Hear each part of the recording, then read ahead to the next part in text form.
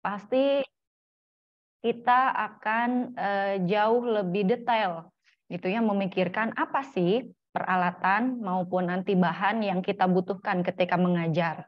Contohnya kalau saya rasa ya betul ATK ketika peserta diminta untuk membuat daftar contoh-contoh kata salamnya atau apalagi ya mungkin yang dipelajari di bahasa. Itu kan mungkin mereka menulis gitu ya atau membuat dialognya untuk nanti bisa dicoba untuk di role play-kan atau didemonstrasikan cara greeting-nya atau cara menyampaikannya. Saya rasa di minimal ATK itu pasti dibutuhkan. Itu untuk bahan misalnya. Kalau peralatan barangkali diketik, Bu. Sehingga alat ketik atau mungkin laptop atau mungkin printer untuk ngeprint hasil dialog yang dibuat dalam penugasan ketika pelatihan di bidang bahasa itu juga bisa memungkinkan kita membutuhkan peralatan bantu itu untuk kegiatan pelatihannya. Begitu Ibu Santi ya? Jadi standar itu minimalnya boleh kita tambahkan, tidak boleh dikurangi kalau ada di sana. Kalau di sana tidak ada sama sekali, berarti kita boleh menambahkan. Begitu. Terima kasih, Bu. Terima kasih, Pak. Iya, sama-sama. Mudah-mudahan bermanfaat. Baik, Pak Masa, sudah jam 13.46 di sini. Kita mulai saja ya. Ya, baik, Bu. Silakan, Bu. Baik, bismillahirrahmanirrahim. Mau Pak Mansa yang buka? Lanjut aja, Bu. Iya. Silakan, Bu Krisna, Ya, silakan. Baik. Bismillahirrahmanirrahim. Selamat siang. Assalamualaikum warahmatullahi wabarakatuh. Waalaikumsalam warahmatullahi wabarakatuh. Terima kasih banyak sudah hadir sesuai dengan komitmen kita di siang hari ini. Kita akan melanjutkan materi. Absensinya belum. Iya, kalau untuk absensi diingatkan kembali di Google Classroom bisa dicek untuk presensi siang ya sudah di-share. Jadi jangan lupa diisi karena itu sebagai rekap kehadiran Ibu dan Bapak pada setiap sesi pelatihan. Seperti yang disampaikan, siang ini kita akan membahas tentang pengelolaan bahan pelatihan kerja. Namun sebelumnya, seperti saya sampaikan di awal, ada waktu sedikit mungkin 30 menitan, karena kalau materi 1 jam saya rasa sudah cukup. Nanti mudah-mudahan cukup gitu ya. Tapi di awal kita akan membahas tadi yang belum sempat kita samakan persepsinya terkait penugasan yang matriks pelatihan kerja. Karena Ibu Bapak bisa mengerjakan yang pengelolaan bahan, pengelolaan peralatan, itu berdasarkan unit kompetensi yang berhasil dipilih atau berhasil dibuat di MPK-nya atau matriks pelatihan kerjanya. Nah, saya mau coba tampilkan salah satu hasil pekerjaan dari peserta, mohon izin ke Ibu Mulyati. Ibu Mulyati hadir hari ini? Siang ini?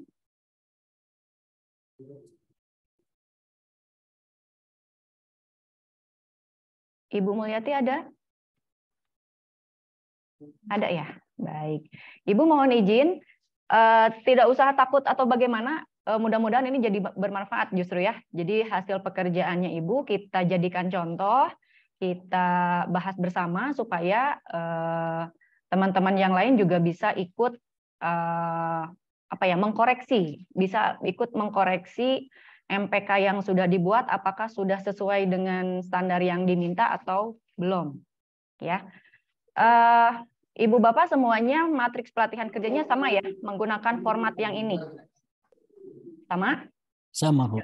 Takutnya ada yang dapat dari siapa gitu ya, tidak download dari Google Classroom.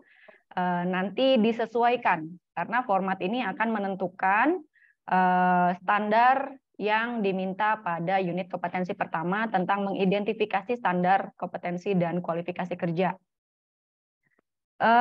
Yang pertama kita pastikan adalah judul unit kompetensinya. Dipilih Ibu Bapak adalah unit kompetensi yang sekiranya elemennya tidak terlalu banyak. Karena tuntutannya adalah Ibu Bapak bisa membuat MPK ini berdasarkan 1 unit kompetensi. Kalau elemennya banyak, otomatis nanti pekerjaan ke bawahnya juga banyak untuk bisa dimasukkan ke dalam matriks ini. Jadi salah satu tipsnya saya sarankan, pilihlah unit kompetensi dari sejumlah unit kompetensi pada program pelatihan yang di lembaga Ibu Bapak yang elemennya cukup bisa dijangkau dan dikerjakan dalam waktu yang singkat gitu. Tapi kalau memang merasa dengan elemen yang banyak bisa diselesaikan semuanya, itu lebih baik lagi. Untuk unit kompetensi bisa diambil, kemudian kode unitnya juga dicantumkan. Nah, setiap elemen kompetensi dimasukkan satu persatu dari mulai elemen 1, nanti next elemen kedua, next elemen ketiga, dan selanjutnya. Kalau dalam hal ini, Bu Mulyati terdapat 2 elemen ya Bu ya di unit ini. Ini baru 2 atau memang semuanya sudah 2 elemen Bu?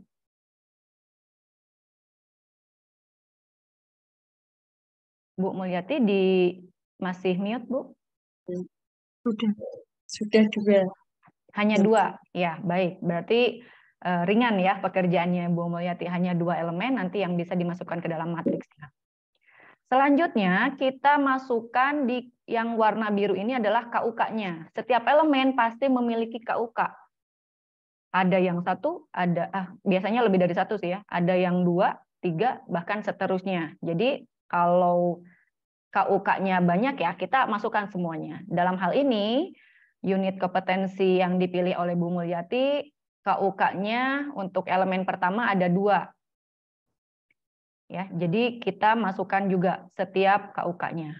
Nah, kita akan bahas satu persatu dari mulai KUK untuk diturunkan menjadi IUK atau indikator unjuk kerja. KUK-nya kita masukkan dulu sesuai dengan redaksi atau bunyi yang ada di SKKNI. Tidak boleh berubah sedikit pun, karena itu sudah disahkan. Di sini contohnya busana, perlengkapan, dan perhiasan calon pengantin diidentifikasi berdasarkan gaya TRP gaun panjang. Nah, yang perlu Ibu Bapak cari di sini di KUK ini adalah kata kerja yang menjadi kata kerja utama dalam pekerjaan yang harus dikerjakan oleh peserta. Nah, kalau bunyinya seperti ini, kira-kira kata kerjanya yang mana? Busana, perlengkapan, dan perhiasan calon pengantin diidentifikasi berdasarkan gaya TRP gaun panjang. Diidentifikasi. Diidentifikasi, betul Pak Darjat, terima kasih. Ya, kita beri warna merah supaya kita sama-sama tahu bahwa biasanya untuk KUK bunyi kata kerjanya itu adalah pasif.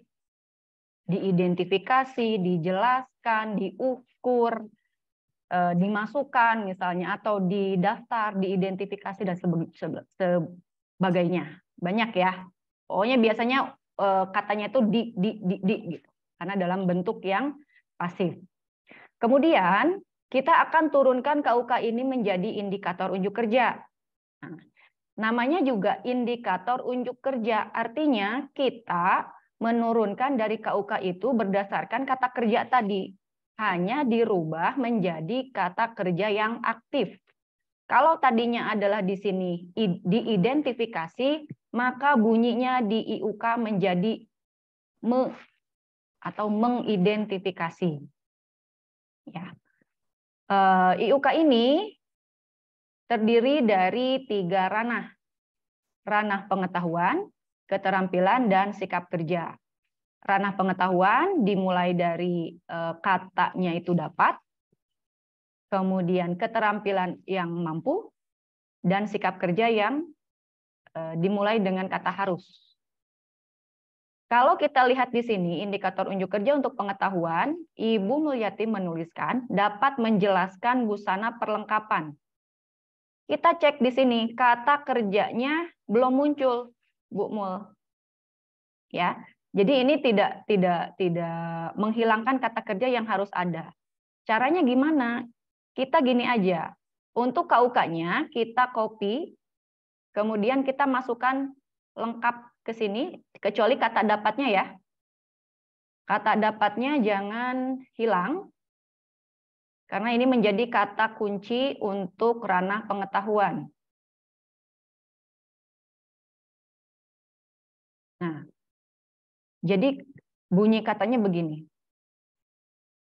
Dapat busana, perlengkapan, dan perhiasan calon pengantin diidentifikasi berdasarkan gaya TRP gaun panjang. Ini masih rancu ya, belum bisa kita pahami gitu, IUK-nya apa. Kemudian kata diidentifikasi sebagai kata utama atau kata kerjanya, kita rubah dari pasif menjadi aktif. Yang tadinya diawali dengan diidentifikasi, disebut, dan lain sebagainya, kita rubah menjadi mengidentifikasi.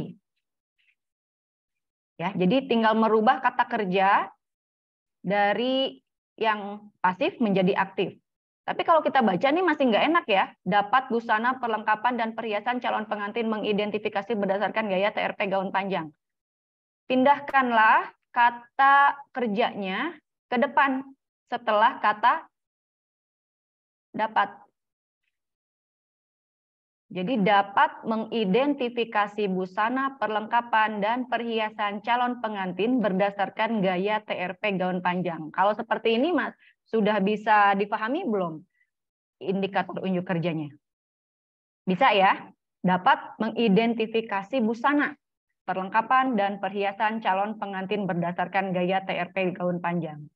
Tetapi masih ada yang harus kita tambahkan di sini. Karena ini adalah ranah pengetahuan, sehingga kata depannya kita tambahkan dapat menjelaskan cara.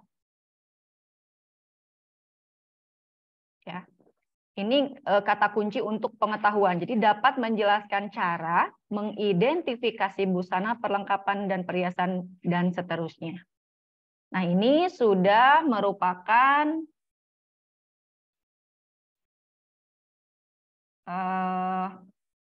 IUK yang sesuai dengan KUK yang kita turunkan. Jadi semua kalimatnya sama, kata-kata redaksinya sama, tidak ada yang dihilangkan, hanya merubah kata mengidentifikasi yang tadinya dari kata diidentifikasi. Nih, saya kasih tanda merah karena ini yang harus selalu ada. Jadi jangan hilang kata kerja ininya. Kemudian untuk indikator unjuk kerja ini merupakan pengetahuan. Nah, untuk bisa dapat menjelaskan cara mengidentifikasi busana, perlengkapan, dan perhiasan calon ini, maka materinya adalah tentang busana, perlengkapan, dan perhiasan. Nah, ini sudah bisa. Dan Ibu Bapak juga bisa membuat lebih detail lagi. Misalnya untuk bisa mengetahui ini, ya yang termasuk perlengkapan apa, yang termasuk perhiasan apa gitu ya. Itu bisa dibuat 1 dan 2 misalnya. Jadi dipisahkan karena perlengkapannya banyak, perhiasannya banyak, sehingga peserta nanti bisa mengelompokkan mana yang termasuk perlengkapan, mana yang termasuk perhiasan. Misalnya seperti itu, boleh dipisahkan. Tetapi kalau mau disatukan seperti ini juga nggak masalah. Artinya dengan materi ini nantinya peserta diharapkan dapat menjelaskan cara mengidentifikasi busana, perlengkapan, dan perhiasan calon pengantin berdasarkan gaya TRP gaun panjang. Nah, ini selesai untuk indikator unjuk kerja ranah pengetahuan, disertai dengan materi pengetahuannya. Kemudian kalau untuk indikator unjuk kerja yang ranah keterampilan, ini tinggal di copy paste aja Bu yang ini. Kata mampunya yang jangan hilang. Ini udah betul sih sebetulnya. Mampu mengidentifikasi busana, perlengkapan, dan bla bla bla-nya. Kita pastikan bahwa kata kerjanya selalu muncul, tidak hilang. Sebagai penanda. Artinya kata kerja ini nggak boleh hilang ya Bu ya, Ibu Bapak, sebagai kata kuncinya. Nah, kalau untuk keterampilan ini, maka materinya atau materi pokoknya apa? Ini juga sudah betul mencari, mencari jenis busana perlengkapan dan perhiasan yang tepat dalam gaya TRP gaun panjang. Kalau ini mampu mengidentifikasi busana perlengkapan, berarti kalau di sini biasanya mengidentifikasi busana. Ya, jadi kata kerjanya juga tidak hilang. Mengidentifikasi itu salah satunya dengan cara mencari, Bu, ya. Jadi kita gunakan mengidentifikasi.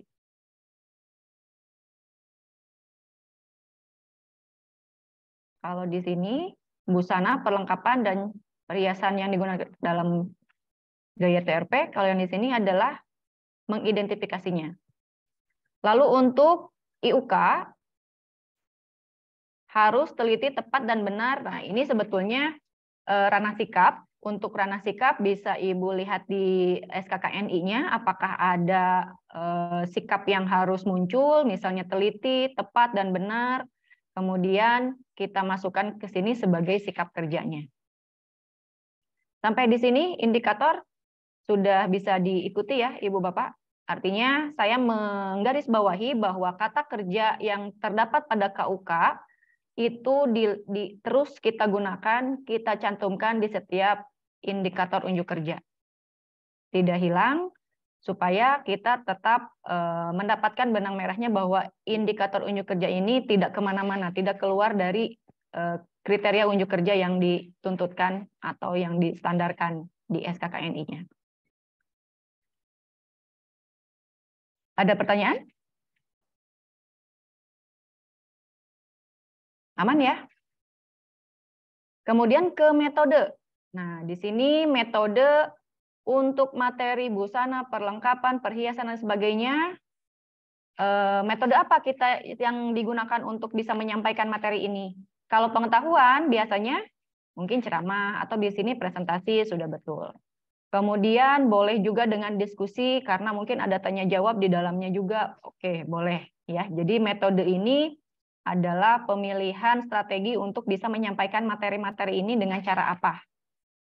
Presentasi boleh, ceramah bergambar bisa, diskusi bisa, tanya jawab karena biasanya kita ketika pelatihan itu pasti ada proses tanya jawab ya. Berarti tanya jawab pasti selalu ada. Kemudian kalau untuk ranah keterampilan, mengidentifikasi jenis busana, perlengkapan dan sebagainya, ini akan digunakan metode apa? Apakah ada prakteknya atau tidak? Coba Ibu Mulyati, biasanya untuk mengidentifikasi ini kegiatannya apa yang dilakukan oleh peserta? Milah-milah jenis-jenis pakaian atau gaun yang dipakai untuk calon pengantin. Ya. Bagaimana Ibu mengajarkannya? Apakah untuk mengidentifikasi busana, perlengkapan dan lain sebagainya ini ada prosedur yang Ibu contohkan misalnya atau ada apa caranya mengidentifikasi itu seperti apa? Ibu contohkan atau tidak? Biasanya saya contohkan dengan membandingkan dengan TRP yang jenis atau gaya yang lain. Misalnya gaun panjang itu kan masuk ke adat internasional. Nah, nanti untuk identifikasi busana ini saya bandingkan dengan adat adat tradisional atau adat Jawa seperti itu. Oke, berarti ada mencontohkan ya. Kalau mencontohkan itu sebetulnya udah masuk metode, tetapi kalau kita lebih lebih metodologis, biasanya kita gunakan istilah demonstrasi. Ya, demonstrasi misalnya mendemokan bagaimana cara mengidentifikasi. Salah satunya caranya adalah membedakan tadi. Mendemokan cara membedakan tadi ya, itu cara mengidentifikasinya. Kemudian nanti apakah peserta melaksanakan juga apa yang Ibu contohkan atau yang Ibu demonstrasikan, dia juga berlatih mengidentifikasi jenis busana, perlengkapan, perhiasan dan lainnya untuk ranah keterampilan. Misalnya kita tambahkan juga praktik. Ya, kalau ada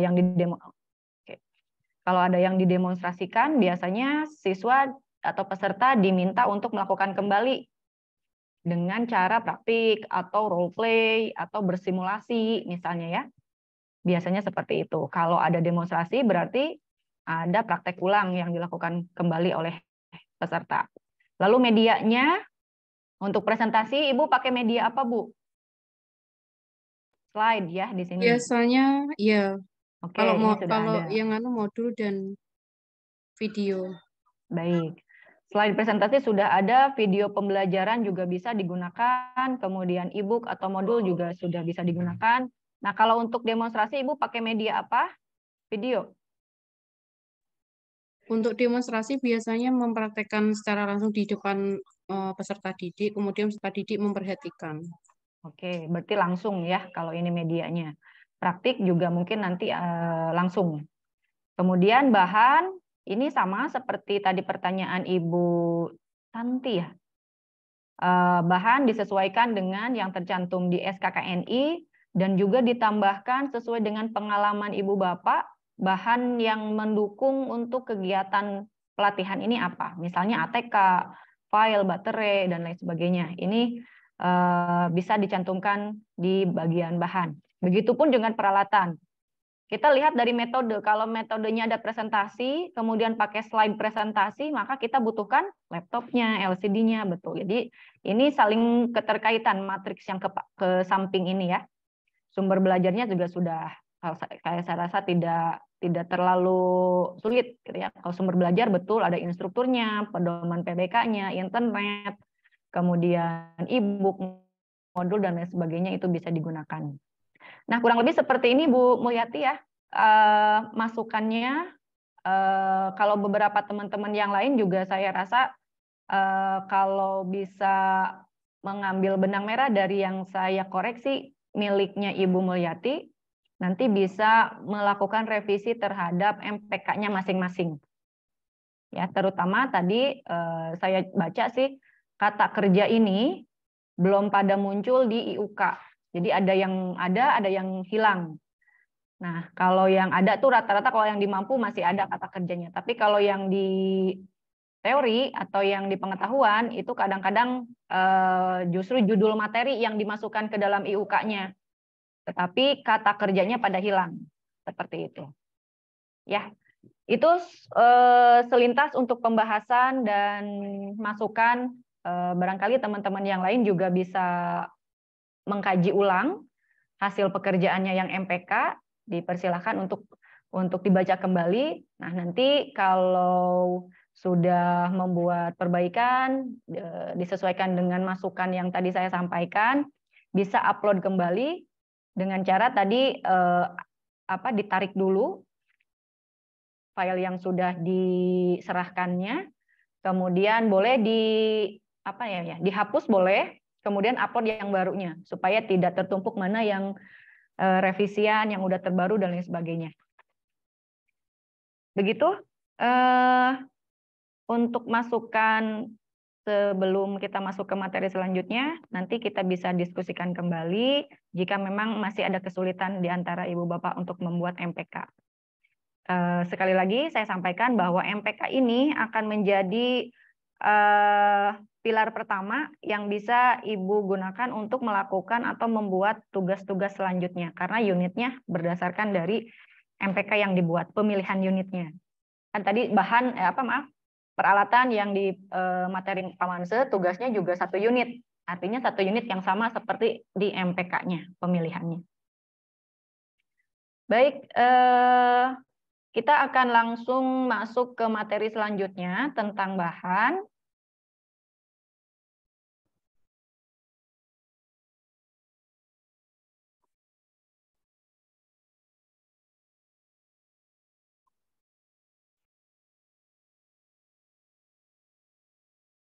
Oke, sudah terlihat ya? Sudah, Bu. Baik.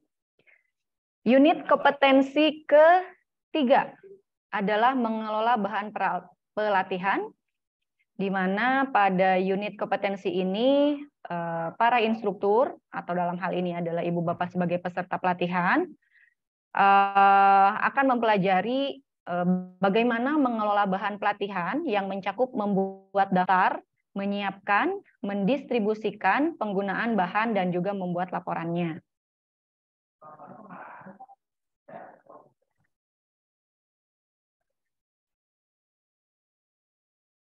tujuan unit kompetensi mengelola bahan pelatihan ini adalah Ibu Bapak setelah mengikuti pelatihan ini kompeten mengelola kebutuhan bahan pelatihan berbasis kompetensi berdasarkan satu unit kompetensi yang sama pada matriks pelatihan kerja. Sehingga nanti setelah tujuan ini tercapai, Ibu Bapak bisa merasakan manfaatnya, yaitu peserta pelatihan dapat mengelola bahan pelatihan sesuai dengan standar. Kaitannya tadi Pak Masa juga sudah singgung, jika pengelolaan bahan pelatihan ini sudah sesuai standar, maka ketika lembaga Ibu Bapak diakreditasi, dokumennya, kemudian proses pengelolaannya itu sudah sesuai standar dan akhirnya bisa diakreditasi dengan nilai yang paling maksimal, seperti itu ya. Pada unit kompetensi ini ada 4 elemen, ya. Ada 4 elemen, 1, 2, 3, 4, dan masing-masing elemen akan kita bahas sehingga Ibu dan Bapak bisa memahami kenapa tuntutan outputnya harus membuat form. Kita akan bahas dari elemen kompetensi pertama sebagai langkah yang instruktur lakukan dalam melakukan pengelolaan bahan pelatihan. Ya, jadi elemen ini adalah langkah kerja yang harus kita lakukan sebagai instruktur ketika mengelola bahan pelatihan kerja. Elemen yang pertama adalah membuat daftar kebutuhan bahan pelatihan. Tentu saja ini sudah sering menjadi kegiatan keseharian Ibu dan Bapak sebagai instruktur, di mana ketika kita melaksanakan pelatihan kerja, di mana di dalamnya ada kegiatan praktek ataupun kegiatan teori, membutuhkan sejumlah bahan-bahan untuk bisa menyelesaikan pekerjaan tersebut.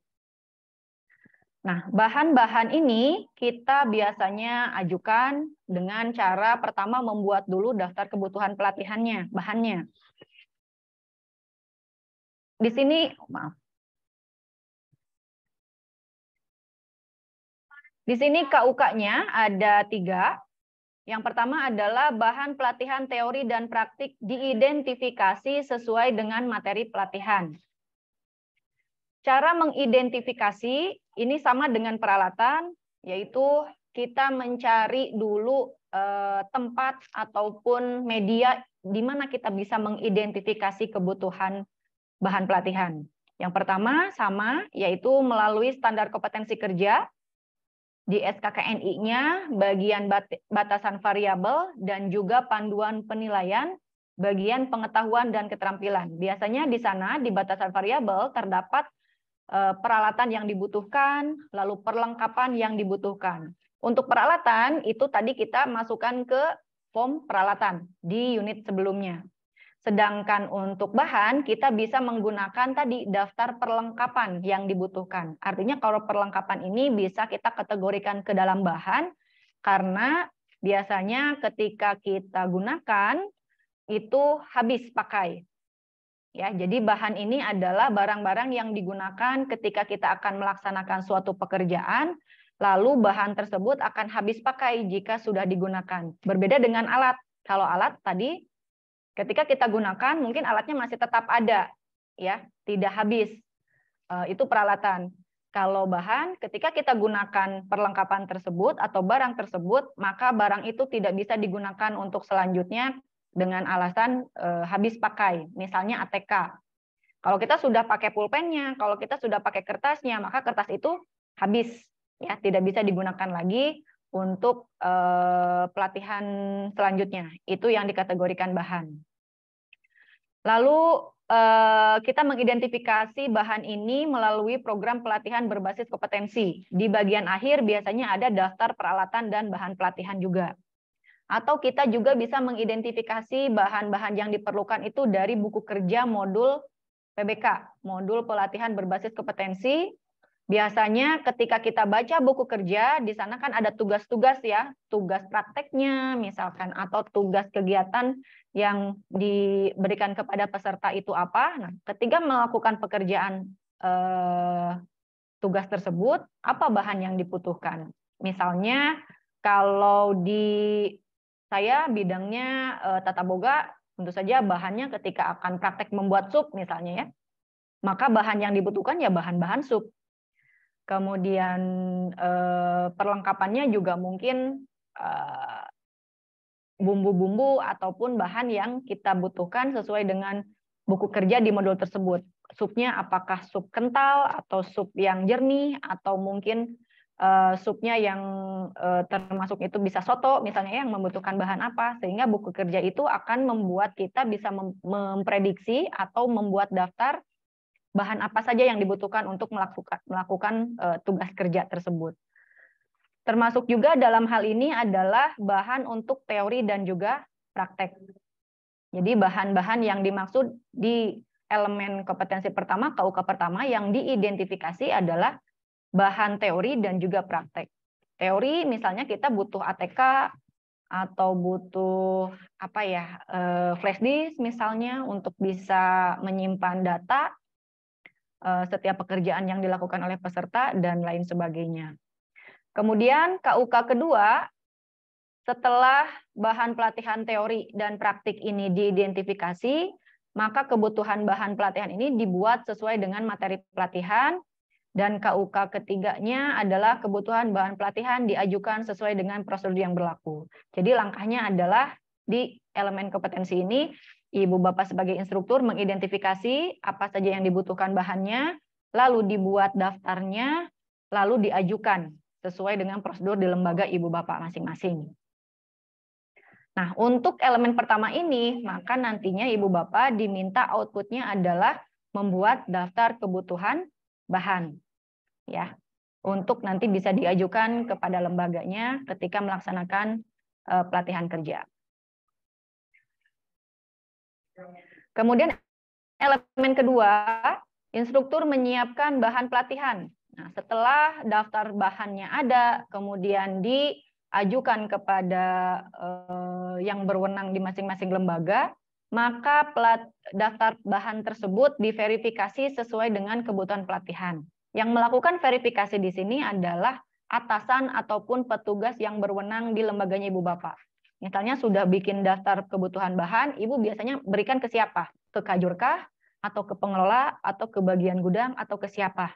Maka bahan pelatihan ini diverifikasi. Oh iya, saya ACC. Misalnya ya, diverifikasi bisa disediakan atau tidak, jumlahnya sesuai atau tidak.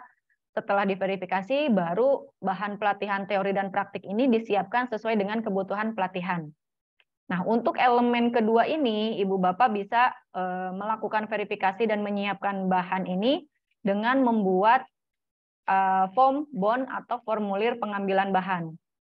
Jadi, secara teknis, Ibu Bapak sudah membuat daftar di elemen pertama, kemudian daftar bahan itu diajukan kepada pengelola ataupun bagian gudang ataupun siapa yang berwenang di lembaganya.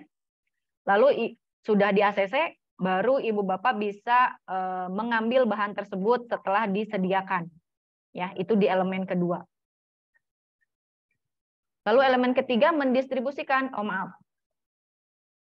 Sebelum kita mendistribusikan, di sini bisa mengikuti pedoman menyiapkan bahan pelatihan.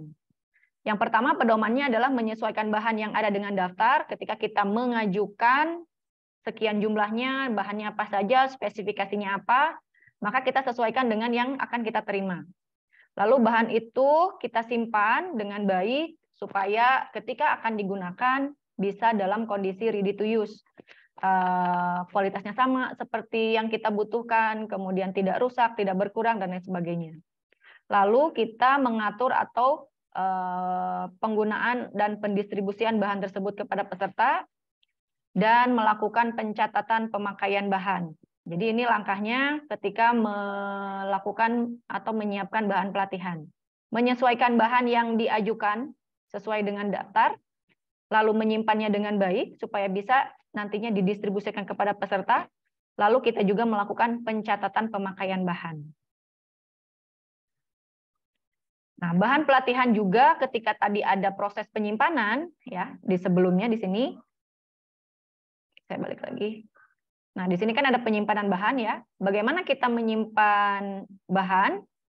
Pedomannya yang bisa kita ikuti adalah, kenapa ini tidak pindah?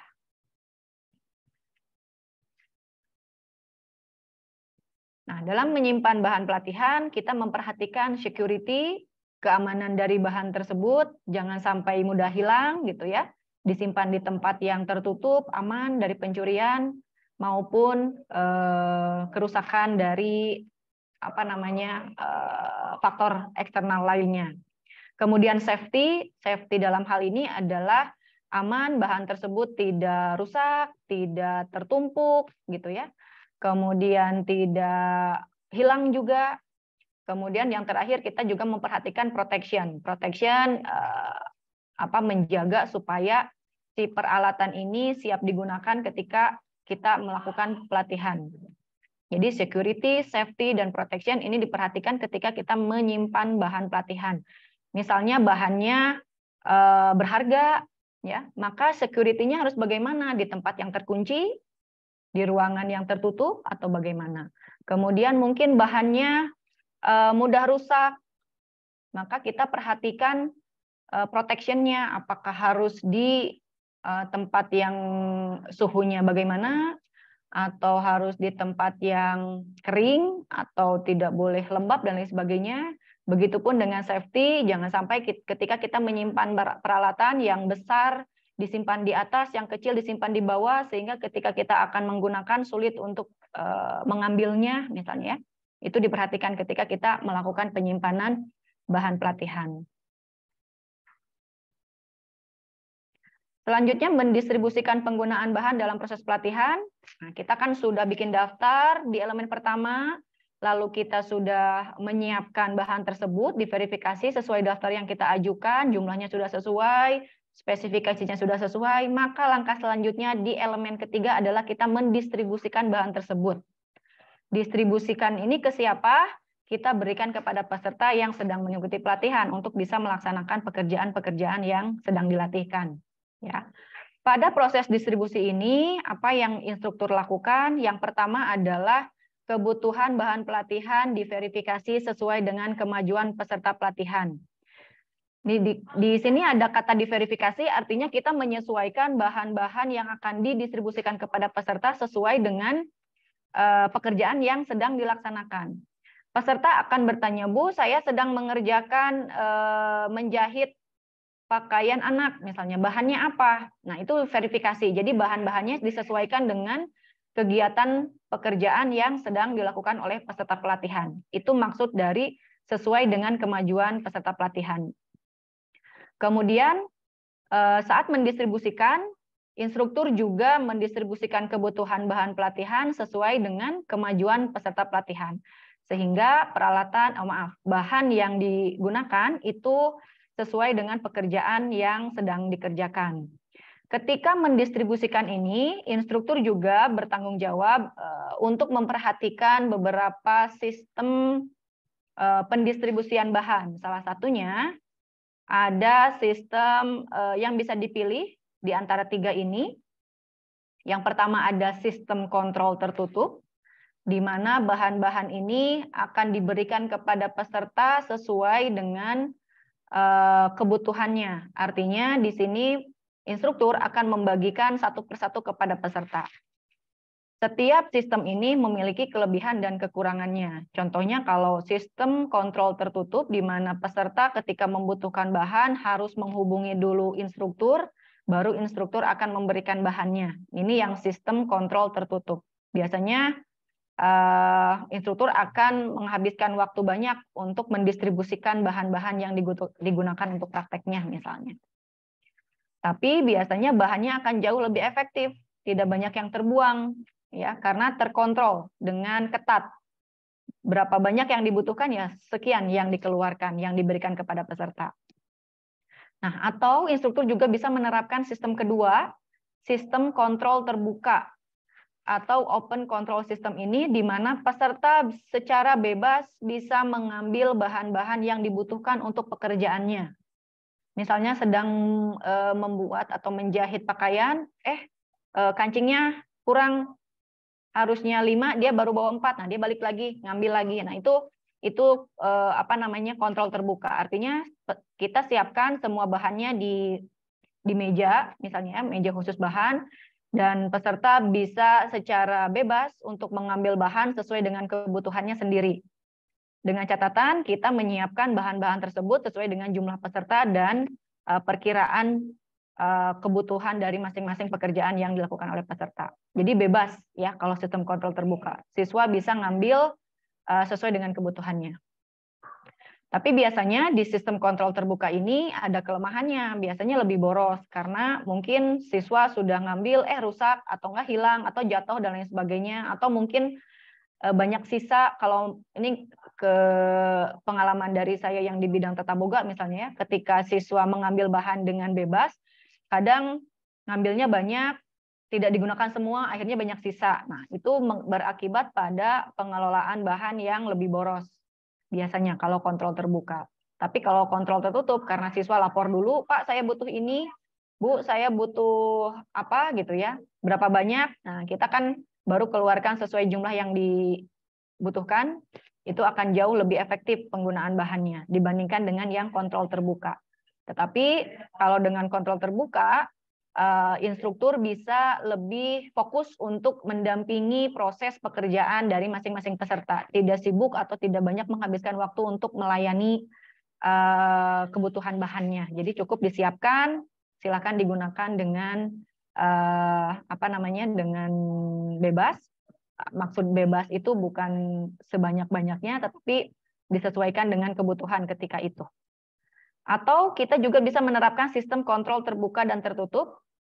Jadi barang-barang yang sekiranya dibutuhkan dan tersedia dalam jumlah yang banyak, kita terapkan kontrol terbuka. Dan untuk barang-barang yang misalkan harganya mahal, kemudian kecenderungan untuk borosnya tinggi, kita gunakan kontrol tertutup sehingga terawasi.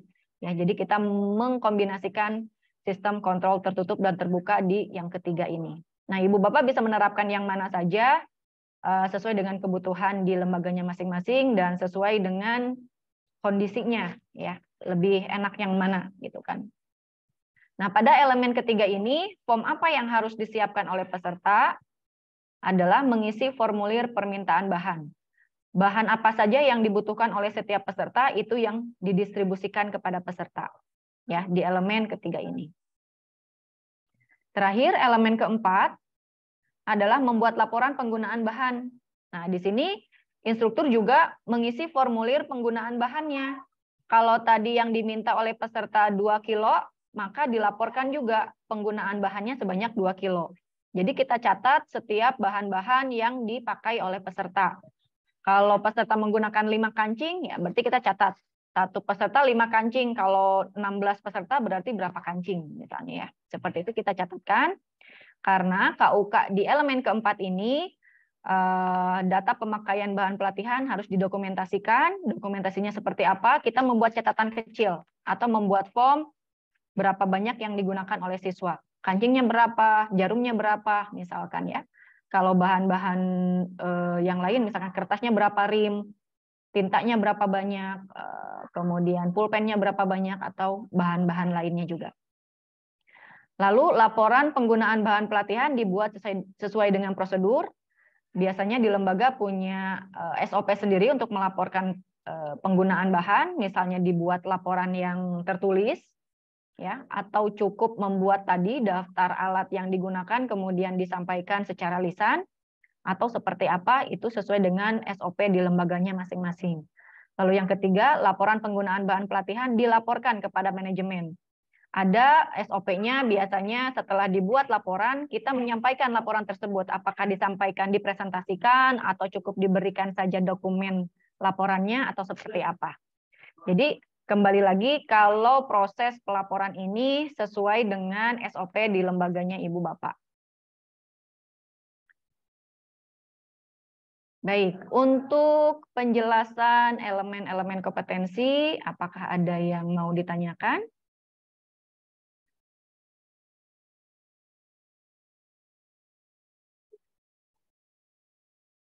Ada? Kalau langkah-langkah saya rasa ini secara teoritis cukup ya. Nah, selanjutnya kita akan masuk pada dokumen apa sih yang dibuat ya untuk outputnya. Nah, Ibu Bapak bisa akses Google Classroom, kemudian masuk di Google Drive-nya. Mungkin saya coba tampilkan.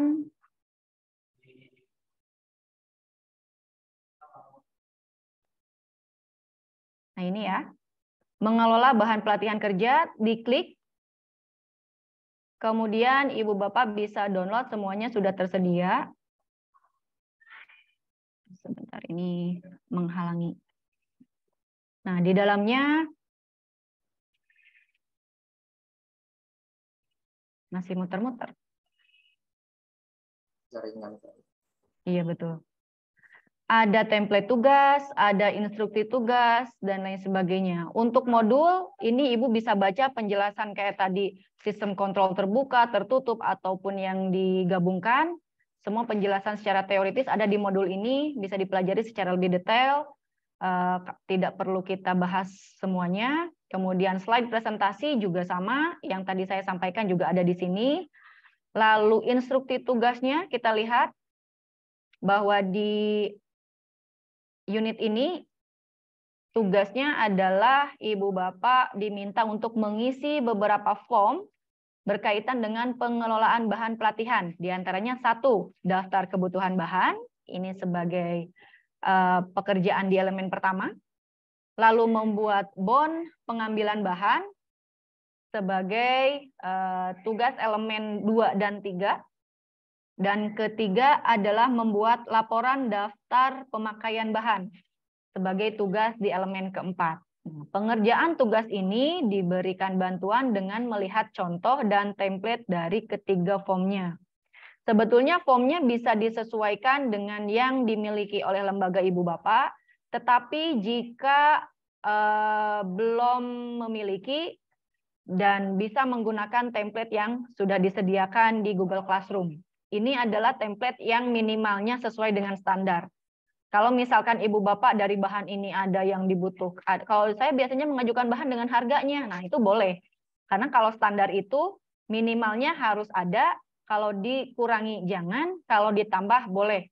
Misalnya, Bu, saya punya form, ada harganya, ada spesifikasi, dan lain sebagainya, maka itu bisa digunakan. Minimalnya adalah seperti yang tercantum di standar. Langkah kerjanya bagaimana? Ibu Bapak bisa melihat dan mempelajari contoh tugasnya, siapkan nama dan tanda tangan dummy, sama seperti yang peralatan tadi. Yang peralatan tadi, yang pagi ya, sama. Misalnya ada kajur, ada kadep, bisa bisa digunakan lagi di bahan ini, karena sama seperti halnya yang peralatan, kita butuhkan tanda tangan orang lain. Salah satunya adalah petugas di bagian tersebut. Ya, sebentar Ibu Bapak.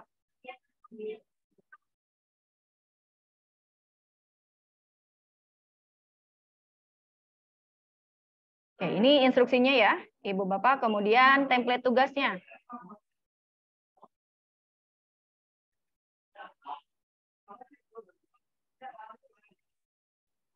Sabar, masih jaringan.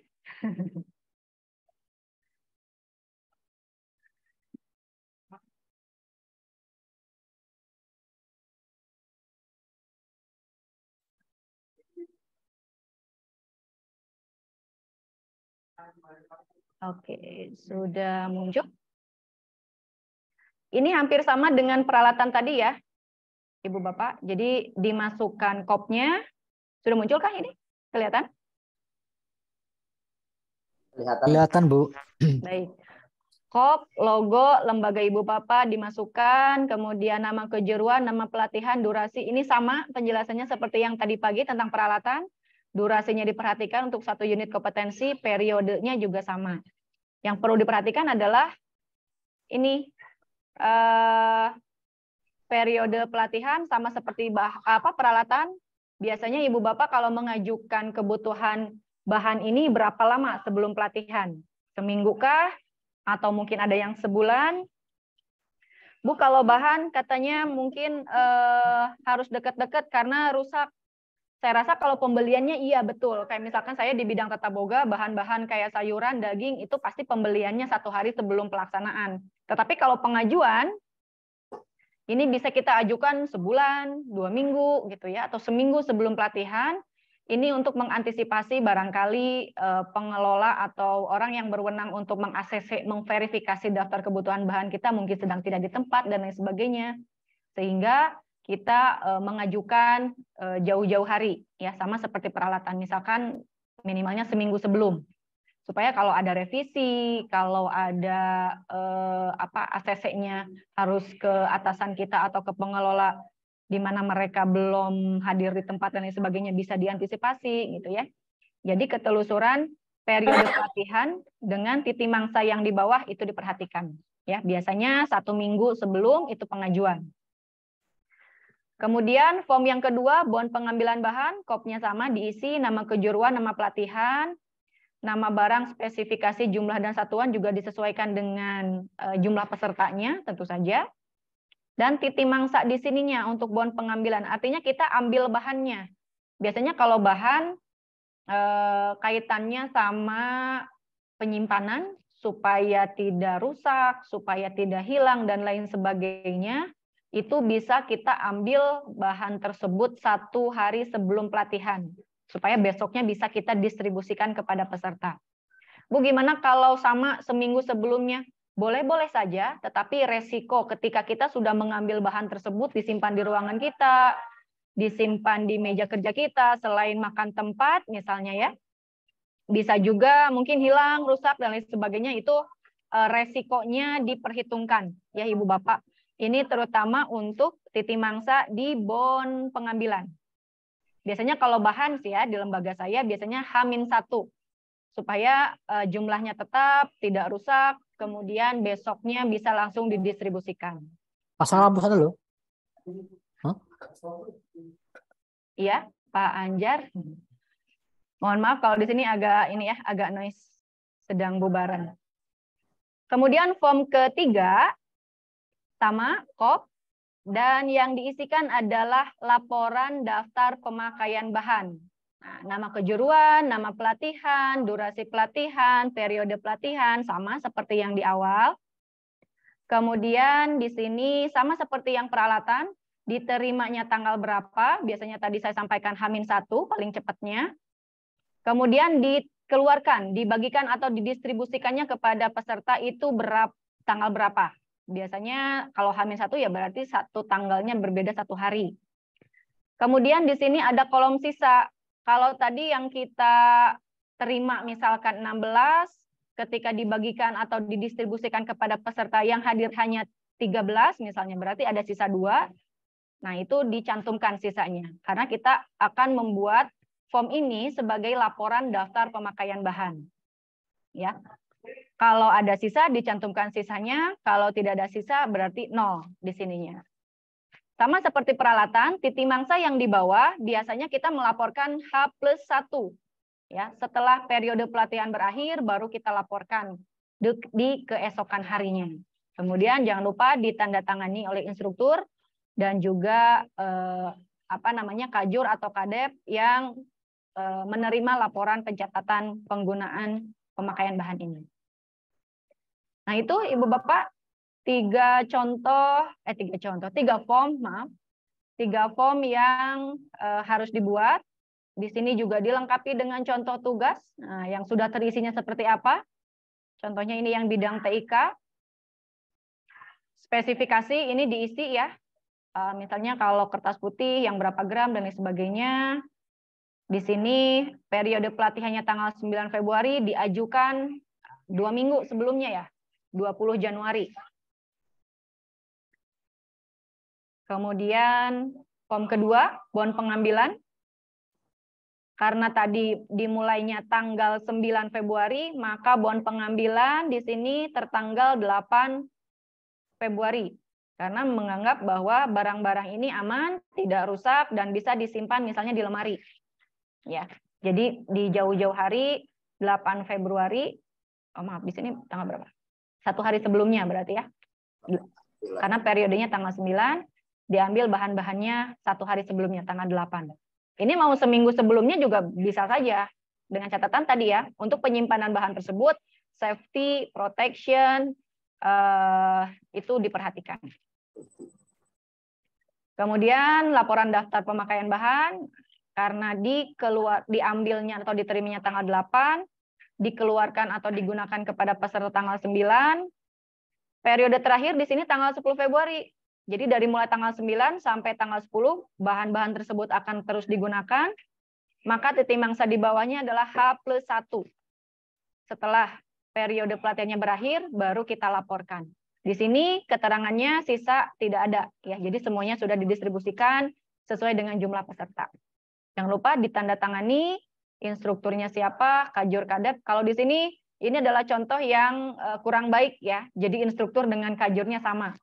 Jadi diusahakan kalau instrukturnya adalah diposisikan ibu bapak, untuk kajurnya sementara orang lain dulu, meskipun pada kenyataannya ibu bapak sebagai kajurnya atau bahkan pemilik LPK-nya. Ya, ini salah satu yang dikoreksi sebetulnya, ya. Jadi kajurnya dibuat orang lain dulu, ibu bapak diposisikan sebagai instruktur. Baik, itu mungkin contoh cara pengerjaan, contoh form yang diminta sebagai output pada unit kompetensi ini. Saya persilakan bagi ibu bapak yang masih memerlukan penjelasan lebih jauh. Saya persilakan. Ada yang masih mau ditanyakan? Atau barangkali Pak Samsudin atau Pak Manshe juga mau menambahkan, barangkali tadi yang saya sampaikan ada yang terlewat.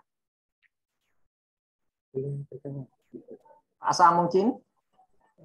Pak Sam? Ya, ada ya. Mungkin dikit aja Bu Krisna. Ya, silakan Pak. Mungkin akan ada pertanyaan bahwa kemudian kalau bahan itu ada yang rusak misalnya. Kalau kemudian kita pesannya sebelum, bagaimana kalau rusak misalnya. Lalu selanjutnya kalaupun bahan yang kita gunakan itu sementara pelaksanaan praktek mungkin saja karena kondisi-kondisi tertentu, maka walaupun kita sudah rencanakan tapi terjadi kekurangan, maka kita dapatkan dari mana, gitu kan? Nah, ya, saya yakin kalau misalnya di konteks Bapak Ibu sekalian pasti udah dapat kondisi-kondisi seperti begitu, ya. Jadi sebagai catatan bahwa kalau misalnya terjadi seperti begitu, pastinya kita harus menyiapkan minimal 10% dari jumlah bahan yang kemudian kalau kita pertimbangkan pasti akan dibutuhkan setelah mau pelaksanaan kegiatan atau sementara pelaksanaan kegiatan. Pasti kalau kekurangan ya kita harus siapkan 10% itu, ya. Mungkin itu penambahannya aja Bu Krisna, ya. Siap Pak Mas, terima kasih. Betul, ini terlewat. Betul, untuk mengantisipasi kerusakan, kehilangan, atau bahkan ada kegagalan ketika melakukan pekerjaan di pelatihan kerja, kita sebaiknya memang melebihkan, ya, sekitar 10% dari pengajuan. Kalau total pesertanya 16, kita ajukan 20 misalkan, untuk mengantisipasi adanya kegagalan ketika melakukan praktek, atau misalnya hilang, atau rusak, dan lain sebagainya. Betul, terima kasih Pak Mas tambahannya. Ya Bu, sudah lengkap Bu Krisna, mantap sekali Bu. Ya. Atau Bu Seda ada yang ini dari tadi kita kangen nih Bu. Ya. Bu Seda sih sebetulnya. Baik Bu. Kita ingin disapa sama Bu Seda nih. Ingat aja sih. Silakan Bu Seda. Iya, selamat sore ini Bapak Ibu. Selamat Bisa sore. dengar suara saya ya? Iya, saya perkenalkan dulu saja. Saya di sini sebagai observer Bapak Ibu di kelas angkatan 20 ya, tahun 2022. Saya akan bukan membantu sih, saya ikut belajar dengan Bu Krisna dan Pak Manshe. Begitu. Sampun.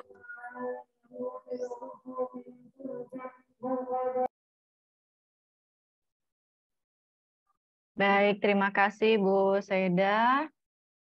Mudah-mudahan kita bisa berkolaborasi ya dalam pelatihan metodologi kualifikasi 3 ini. Terima kasih. Bu Baik. Krisna, ini Iya.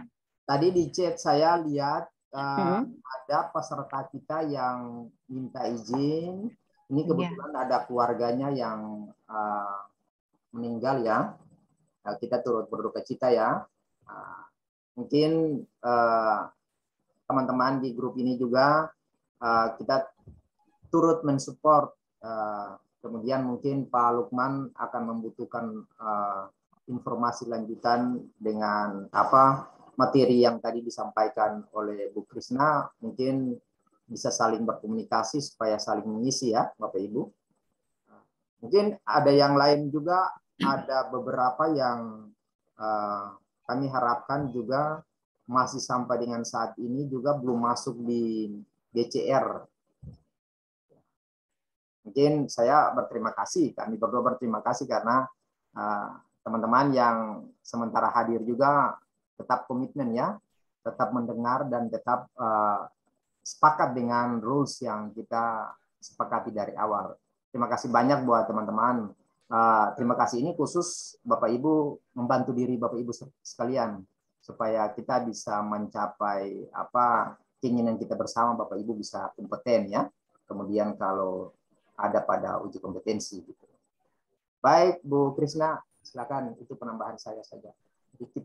Baik, terima kasih Pak Manse. Silakan Ibu Bapak, ada yang mau ditanyakan? Boleh bertanya Ibu Krisna. Pak Hayan Ali, silakan. Iya, ini mohon maaf karena saya baru pertama kali memang bikin pelatihan ini. Jadi mungkin apakah yang harian recording pelajaran ini di-share atau tidak?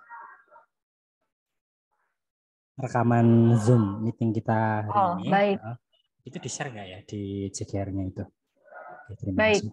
Untuk rekaman Zoom yang aktual, maksudnya yang saat ini terekam, mungkin biasanya kita ada di panitia ya, di pemilik akun Zoom ini masuknya ke cloud-nya beliau.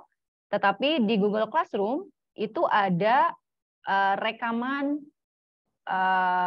virtual class sebelumnya, di mana pembahasannya juga sama. Ya, jadi meskipun yang di dalam itu pesertanya bukan kita yang real aktual saat ini, tetapi rekaman tersebut merupakan rekaman di kelas sebelumnya, angkatan sebelumnya, namun materinya sama. Jadi bisa dipelajari di Google Classroom, ada di penyajian materi itu adalah recording sinkronus kalau tidak salah. Itu ada di tab menu yang apa ya, Bu? Mohon maaf. Di Google Classroom, di bagian kan ada streaming, tugas kelas sama orang. Cuma ada 3 tab itu. Itu maksudnya ada gimana? di tugas kelas, penyajian atau elaborasi. Oh maaf, ini belum di ini ternyata. Belum dibuka ya. Bu Krisna, mungkin saya membantu aja sih.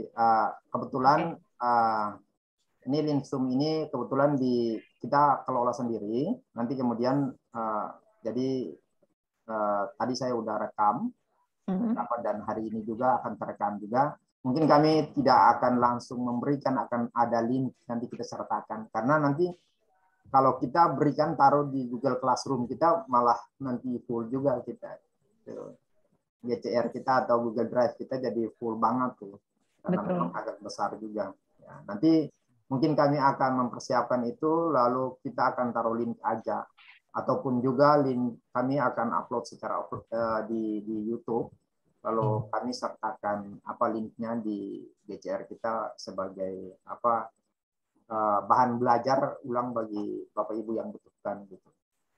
Ya, betul. Baik, Pak Mansa, terima kasih.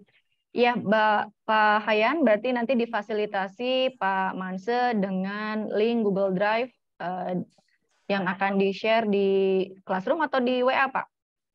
Di Classroom kita aja. Tadi saya nitip di YouTube, lalu linknya kita taruh di Google Drive. Siap, mantap Pak Manse.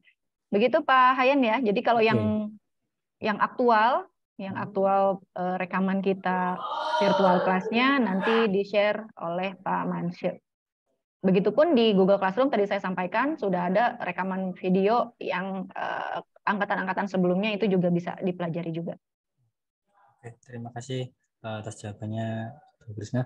Kemudian mungkin menambahkan satu lagi karena saya juga pertama kali selama tadi mengikuti, kayaknya untuk apa pembelajarannya kan yang dicontohkan itu kayak menjahit, terus tata boga. Mungkin karena yang saya lihat di sini tuh ada lebih banyak yang LPK bahasa Jepang. Mungkin pada saat penyampaian contohnya itu lebih diverifikasi gitu. Maksudnya lebih banyak, terutama mungkin ada yang bahasa Jepang, bahasa Inggris gitu. Karena kan kalau yang bahasa Jepang mungkin untuk bahan kan lebih sedikit dibandingkan yang komputer atau tata boga ataupun yang menjahit seperti itu. Terima kasih. Baik, Pak Hayan. Iya, untuk kalau peserta di sini banyak yang bidangnya adalah bahasa dan menggunakan peralatan dan bahan yang sedikit, itu enggak masalah, Pak. Karena yang dipelajari atau disampaikan pada pelatihan metodologi ini adalah bagaimana prosedur kita membuat administrasinya. Bahwa alurnya ketika kita mengelola peralatan, ketika mengelola bahan, ini seperti ini standarnya. Adapun bahannya, daftarnya kok cuma 2, is no problem. Nggak apa-apa. Karena memang itu kan yang hanya digunakan di bidang bahasa. Jadi yang kami sampaikan ini adalah prosedur untuk pengadministrasiannya ketika mengelola bahan, peralatan di sebuah pelatihan kerja. Ya, kontennya, alat-alatnya, bahan-bahannya, ya itu disesuaikan. Ibu Bapak yang lebih paham. Ya. Ketika nanti asesor juga mengecek portofolionya Ibu Bapak, sebetulnya kalau untuk daftar alatnya sendiri paling hanya kalau yang kalau ada temuan yang tidak sinkron misalnya ya dilihat, oh bahannya dikit banget, lihat SKKNI karena kan di tugas 1 Ibu Bapak melampirkan SKKNI-nya dan juga matriksnya. Nah, kalau minimalnya bahan dan peralatan yang ada di matriksnya tidak tercantum di pengelolaan alat dan bahan yang sesuai yang tugas 2 dan 3, nah itu kan menjadi temuan, akan menjadi sebuah pertanyaan dari asesornya nanti. Kok ini beda sih daftar alat sama bahannya, kok nggak sama dengan yang di MPK atau nggak sama dengan yang di SKKNI, pasti kan seperti itu. Tetapi kalau kontennya sudah sesuai, kemudian prosedurnya atau form-form yang disiapkan juga sudah sesuai standar, saya rasa itu yang menjadi esensialnya. Ya, formnya atau prosedurnya seperti apa sih ketika kita mengelola peralatan dan bahan. Kontennya itu asesor juga mungkin background-nya tidak yang bahasa ya. Mungkin juga background-nya lain-lain, ada yang komputer, mungkin ada yang bidang lain juga, sehingga kalau konten saya rasa tidak terlalu menjadi fokus seperti itu Pak Hayan. Jadi prosedur ya esensinya adalah begitu. Ada lagi?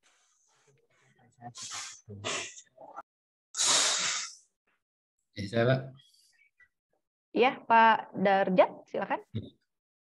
Ini Bu, berkaitan misalkan ini ada kasus terjadi misalnya dalam ketika kita sudah membuat daftar kebutuhan bahan, kemudian setelah itu walaupun pelaksanaan pelatihan itu belum dilaksanakan, tapi kemudian ternyata ada barang yang masih bahan yang kurang gitu, yang belum dimasukkan ke dalam daftar kebutuhan tersebut gitu. Itu yang pertama. Kemudian nanti kan itu nanti tentu akan berpengaruh ke laporan. Di laporan nanti jumlahnya totalnya pasti akan berpengaruh gitu.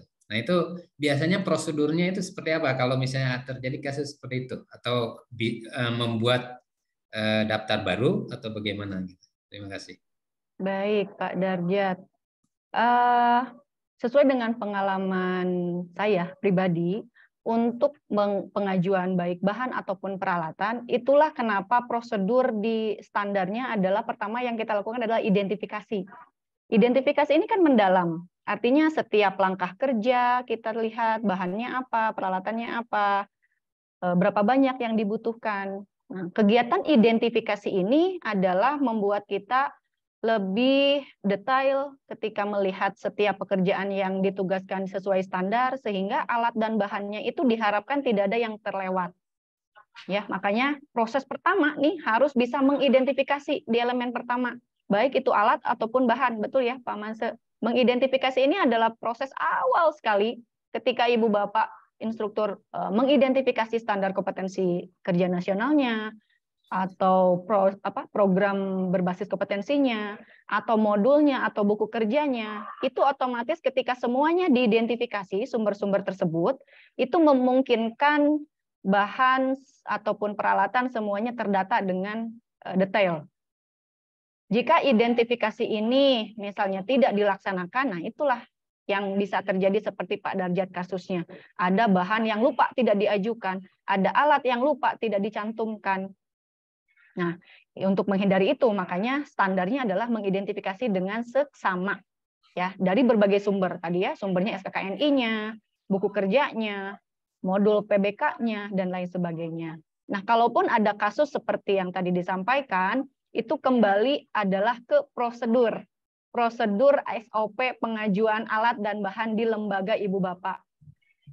Di standar itu kembali kalau mau disampaikan ya, di standar itu pengajuan disesuaikan dengan ketentuan di lembaganya.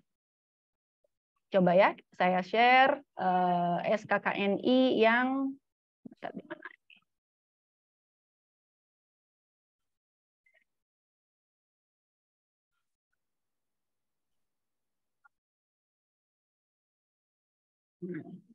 Saya share screen.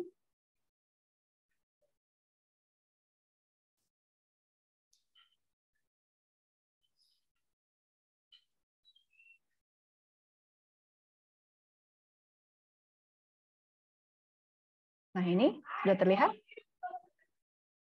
Di elemen pertama di sini KUK-nya. Kebutuhan bahan pelatihan ini berlaku juga untuk yang peralatan. Kebutuhan bahan pelatihan diajukan sesuai dengan prosedur yang berlaku. Artinya ketika ada kesalahan atau bagaimana cara mengajukan daftar yang sudah kita buat, itu kembali disesuaikan dengan SOP yang ada di lembaga Ibu Bapak. Ya, kalau misalkan aturannya di lembaganya Pak Darjat bahwa boleh mengajukan ulang dengan cukup melampirkan bahan tambahannya, atau harus dirubah yang lama ditarik dulu karena itu ada nomor suratnya, misalkan surat pengajuannya. Kalau misalkan lembaganya cukup besar, biasanya di lembaga pemerintahan itu kan saklek ya, bahwa kita mengajukan alat, bahan juga ada nomor suratnya dan lain sebagainya. Harus ditarik dulu misalnya, baru dibuat yang terbaru, revisi, dan diajukan kembali.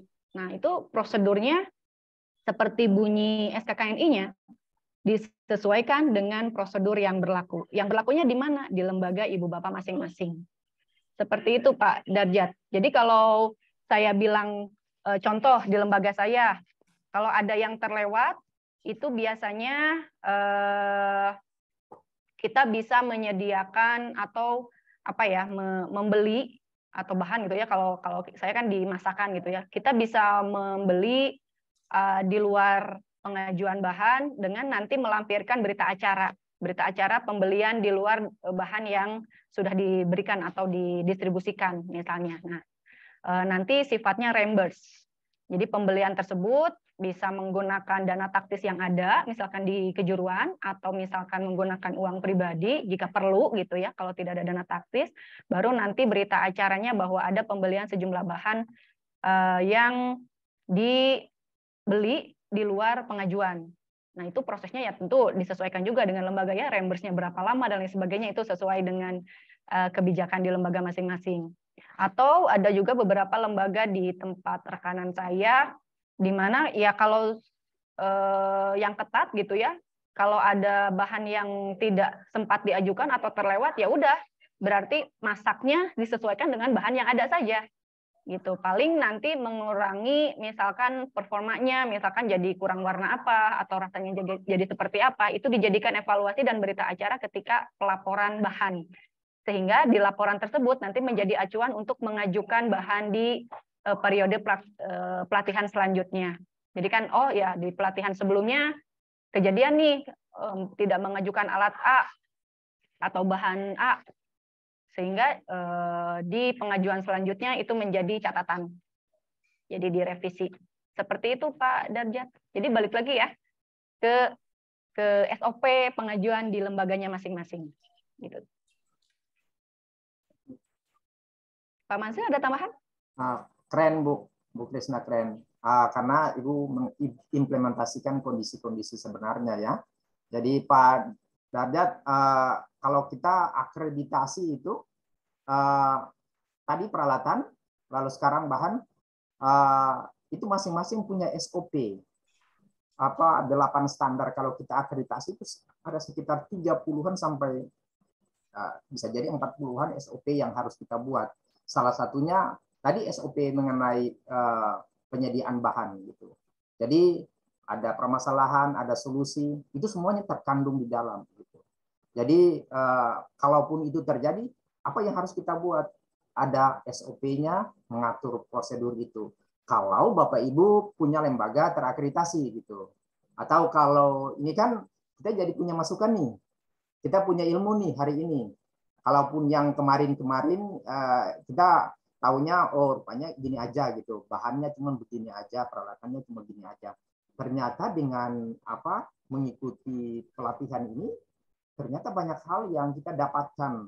Itu akan menjadi, kami harapkan menjadi masukan juga kepada lembaga ya. Kalaupun sudah terakreditasi mungkin akan dilihat lagi ketika perpanjangan akreditasi atau yang lain bisa melengkapi lagi konten-konten akreditasi kita. Salah satunya di hari ini nih, yang kemarin juga, yang tadi juga gitu. Kita bisa masukkan, berikanlah masukan buat pengelola. Ini loh apa yang kami dapatkan. Ini loh hal-hal terbaru yang memang perlu kita berubah, perlu diadakan gitu, ya Bapak Ibu. Ya. Baik, ini interaksi ini juga akan membuat kita semakin ke sini banyak belajar ya. Saya, Bu Krisna, kami juga belajar, Bapak Ibu juga belajar, kita berkembang bersama. Gitu. Demikian Bu Krisna. Ya, Krisna lagi. Oke, baik. Yang lain nggak ada? Masih ada nggak yang ingin bertanya atau ini? Pak Mansyah izin bertanya. Oh ya, Bu Thais ya. Ya, Pak. Itu kan yang kemarin yang misal ada file yang mau saya revisi, boleh saya batalkan pengirimannya terus saya kirimkan ulang kembali, boleh nggak Pak? Sangat yang boleh. Ditugasnya. Silakan. Sangat boleh. Ya. Ya. Baik, terima kasih Pak Mansyah. Berarti Ibu kan menyimak dan pasti ada perubahan ya. Terima kasih Bu. Ya. Baik. Interaksi itu penting. Silakan yang lain. Boleh tentang unit yang sebelumnya juga, jika yang ini udah jelas, udah clear, udah nggak sabar pengen bikin form. Karena saking sudah paham, oh ya harus bikin ini. Jadi saya nggak sabar Bu, pengen bikin form pengajuan bahan gitu kan, biar nanti juga bisa digunakan di lembaganya. Jadi juga Bapak Ibu sekalian, memang kita tidak boleh terlewatkan ya. Jadi dari hari pertama, hari kedua, hari ini dan seterusnya jangan sampai terlewatkan ya. Nanti kami berdua juga nggak tahu ya. Kalau kemudian uji kompetensi, apakah kita bersama misalnya gitu kan? Gitu.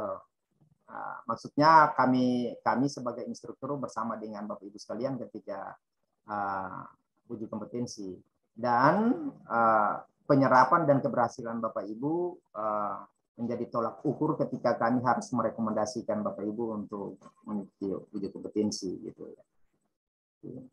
Jadi harapan-harapan kami tetap bersemangat, tetap hadir supaya materi itu tetap Bapak Ibu kuasai dan terserap, diimplementasikan lewat tugas-tugas dan kemudian lebih baik lagi di uji kompetensi di kemudian. Paling penting tuh bahwa kalau semua lengkap, maka kami berdua akan merekomendasikan Bapak Ibu sekalian untuk mengikut uji kompetensi. Bukan begitu, Bu Krisna ya? Ya, Pak Mansyah, betul sekali. Goalnya kita adalah kompeten.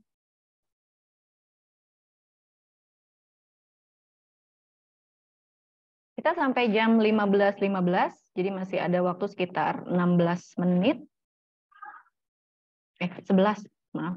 11 menit. Mau dimanfaatkan, Ibu Bapak mau bertanya tentang MPK-nya boleh.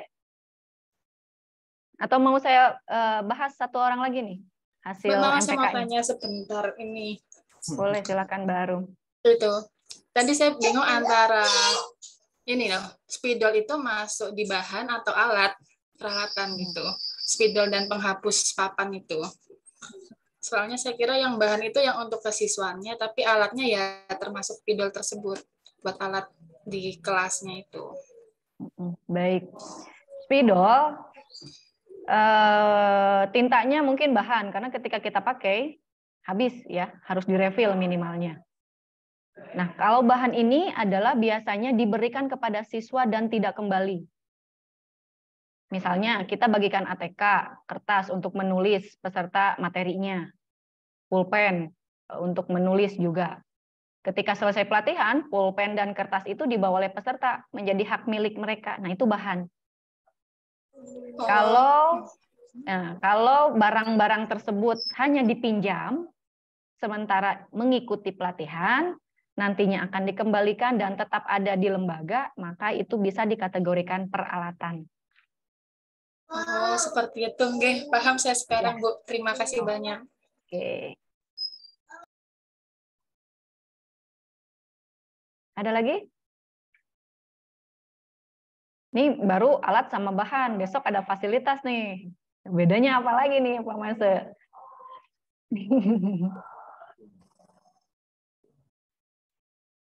Ya, Ibu Bapak, besok itu kita masuk ke materi unit kompetensi keempat tentang ketiga ya? Keempat tentang mengelola fasilitas. Nah, ini ada alat, ada bahan, ada fasilitas nih. Jadi nanti harus bisa membedakan di antara ketiganya sehingga masing-masing tidak kok formnya sama gitu ya. Ada Ibu Vidya, raise hand, silakan Bu Vidya, ada yang mau ditanyakan? Baik, Ibu mohon izin bertanya. Tadi terkait, mohon maaf Bu, sebelumnya terkait spidol itu berarti masuk ke bahan ya Bu ya?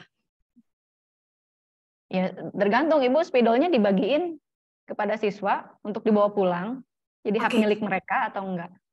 Berarti intinya kalau bahan itu yang memang kita berikan ke siswa dan habis pada saat penerapan elemen yang kita pilih itu. Betul. Kalau misalkan alat-alat tulis itu kita gunakan untuk mungkin jangka panjang, mungkin kira-kira 3-4 kali pertemuan, itu bisa masuk ke peralatan berarti Bu ya? Iya, kalau peralatan itu jadi gini,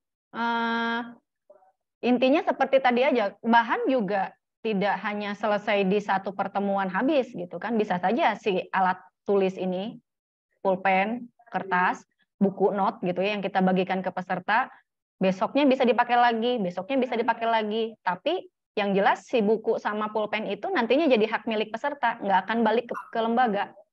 Oh, baik. Itu kan berarti habis, lembaga tidak punya lagi. Nah, artinya kalau nanti ada peserta baru harus menyediakan bahan lagi. Gitu. Baik, baik untuk yang itu saya sudah paham. Kemudian satu lagi Bu, terkait bahan yang tercantum di SKKNI, kebetulan di sini saya terkait bahasa Jepang, di sana ada sarana, dan sarana itu tercantum hotel. Jadi yang kita buat matriks pelatihan kerja kemarin itu terkait dengan satu elemen yang kita pilih. Misalkan di elemen yang kita pilih itu kita tidak memerlukan sarana hotel pada penerapan pembelajaran kepada peserta latih, apakah kita harus tetap mencantumkan sarana hotel itu atau boleh disesuaikan dengan proses pembelajaran kita nanti?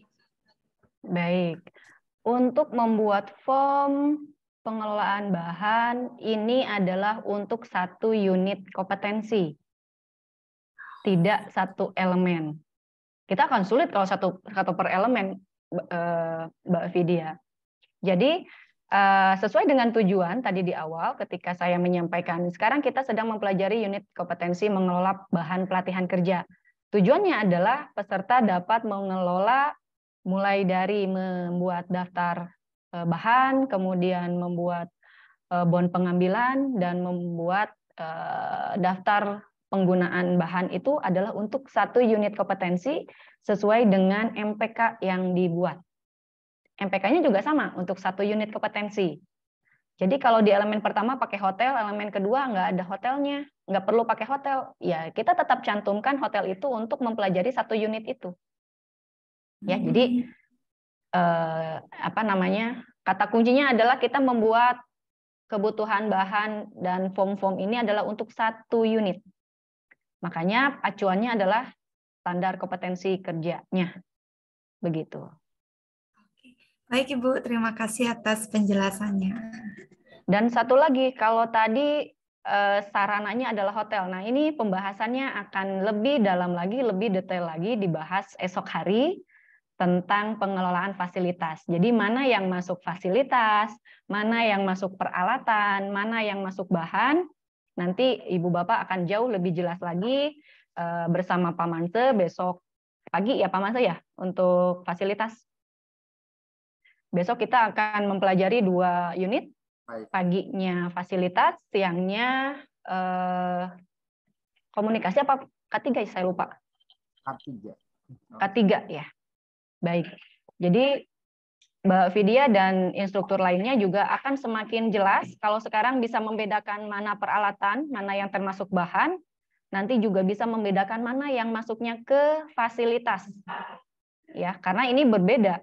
Kita akan menggunakan ketiga poin ini, alat, bahan, fasilitas, untuk bisa melaksanakan pelatihan kerja secara kolaboratif gitu ya. Jika ketiganya ini ada yang tidak ada, nanti pelatihannya tidak maksimal pastinya gitu ya. Jadi hotel itu apakah masuknya ke peralatan? Secara secara kasar saja. Hotel, peralatan, emang kita pakai apa di hotel gitu kan? Itu pasti akan berbeda gitu ya Mbak Vidya. Jadi tunggu pembahasan dari Pak Manse. Biar penasaran nih Pak Manse ya. Besok pagi tentang pengelolaan fasilitas. Gitu.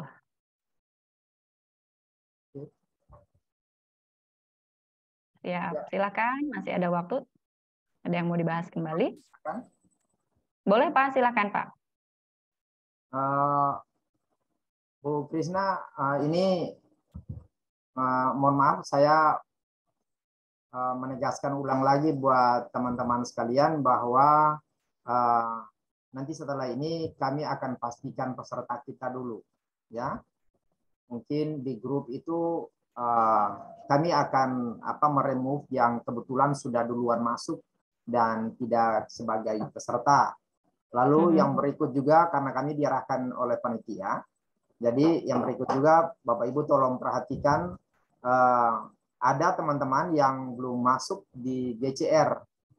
Saya lihat dari kemarin kami mengundang pas pagi tadi juga Pak Burhan masih ada, tapi hari ini nggak ada. Kami ngundang-undang nggak masuk-masuk, ya, nggak jawab email, ya. Mungkin ini juga akan menjadi catatan ya, menjadi catatan bagi kami. Teman-teman tolong bangun komunikasi bersama supaya kita bisa berhasil bersama ya. Nah, karena memang selain kita membutuhkan kompetensi, tapi ini adalah pembelajaran yang mengarahkan kita untuk belajar dalam kelompok juga. Sepakat dalam kelompok ya, kita saling mengisi ya. Jadi paling penting itu Bapak Ibu yang belum memenuhi itu tolong ya. Oke. Nanti setelah ini mungkin saya akan di grup itu saya akan membuat list nama, lalu Bapak Ibu tinggal melanjutkan supaya saya menyesuaikan dengan nomor telepon di WA supaya yang mana yang harus keluar tuh, supaya jangan kebanyakan di situ ya. Kebanyakan sudah pasti yang ada di situ malah nggak sebagai peserta, dia ngikut, dia tahu informasi gitu ya Bapak Ibu ya. Mungkin tambahan dari saya lagi gitu. Mungkin dari Ibu ya, gimana kalau kita juga membutuhkan ketua kelas kayaknya Pak Manse di sini ya, untuk membantu jaringan komunikasi bersama teman-teman menjadi satu tim. Betul. Biar saling saling menyemangati gitu ya. Nah, kira-kira siapa nih Ibu Bapak yang mau jadi ketua kelas? Gampang kok. Memastikan teman-temannya bergerak bersama, masuk ke Google Classroom untuk presensi, untuk pelajari materinya, kemudian mengajak, mengingatkan bersama-sama untuk masuk ke virtual kelasnya, ke Zoom. Ini kira-kira siapa? Ada volunteer yang mau menyerahkan dirinya, menyerahkan. mengajukan dirinya untuk bisa memfasilitasi teman-teman yang lain, saling menyemangati lah. Mempermudah aja Bu Trisna, saya merekomendasikan Pak Derajat sama Pak Fatih ya. Biar Pak Darjat dengan Pak Fatih. Iya. Gimana Pak Darjat dengan Pak Fatih? Bersedia ya? Baik Bu, baik Bu. Baik. Ya Pak. Siap. Semangat Pak Darjat, Pak Fatih. Menyemangati yang lainnya juga biar ikut semangat juga dan komitmennya tetap terjaga gitu ya, diingatkan. Karena dari tadi Pak Manse mungkin, ayo Ibu Bapak masuk ke Zoom, masuk dan lain sebagainya, dan sebetulnya perlu dibantu juga gitu ya. Nah, salah satunya ketua kelas membantu mengingatkan teman-temannya, terutama untuk komunikasi. Misalnya tadi Pak Manse juga kesulitan untuk menemukan atau berkomunikasi dengan salah satu peserta yang memang ke Google Classroom, LMS belum masuk juga.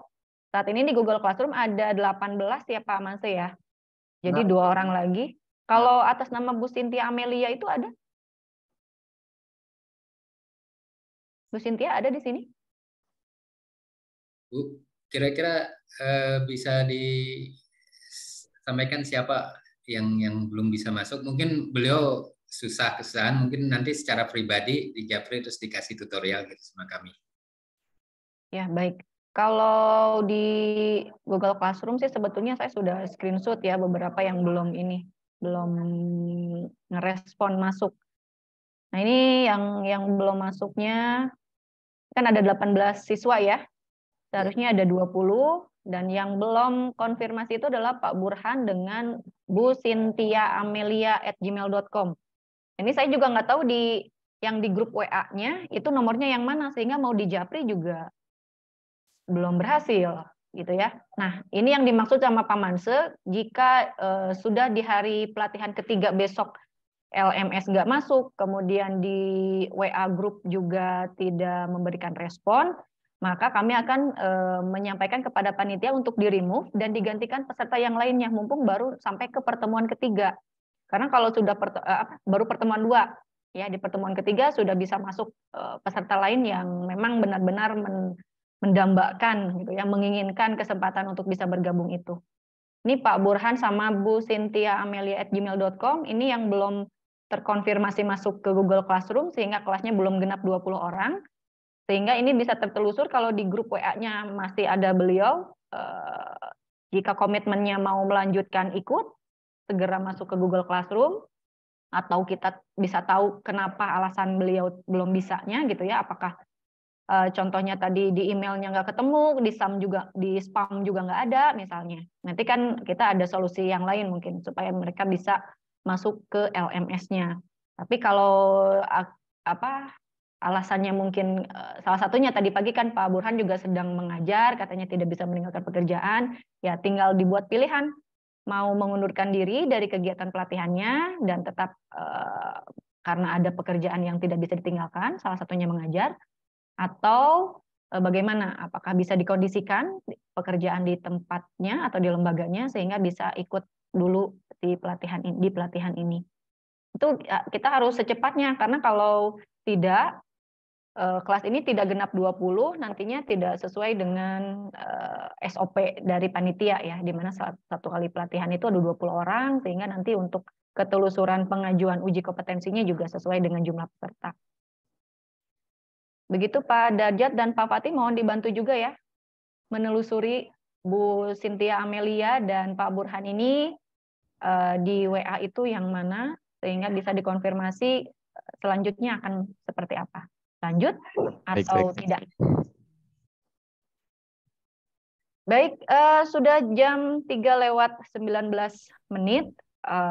Saya rasa untuk materi dari penyajian pengelolaan bahan pelatihan dari yang saya sampaikan sudah cukup. Barangkali ada tambahan lagi Pak Manse? Jika tidak, kita tutup pertemuan hari ini. Ya. Baik. Jika tidak ada lagi pertemuan virtual kelas kita pada sore hari ini, kita tutup bersama dengan ucapan alhamdulillahirrabbilalamin, yang lainnya mungkin menyesuaikan.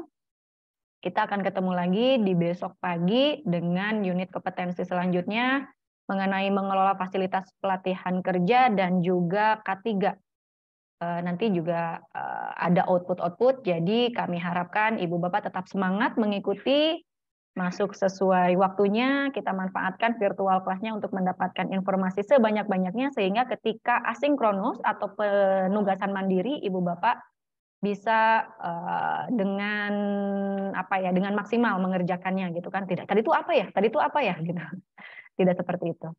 Baik, terima kasih banyak, sampai ketemu besok pagi.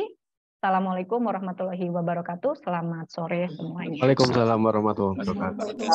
Kita berfoto ya, laporan. Oh, mau berfoto, boleh, silakan. Pak Manto yang ngambil? Ya, saya yang ngambil, ya Bu. Ya, oke. 1, Mau centil lah. 1, 2, 3. Ya.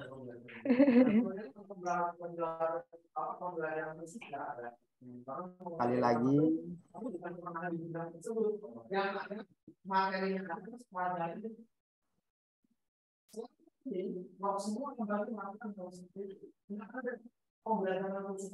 Udah, Pak. Sekali lagi. Ya. Oh, masih ada? Masih ada.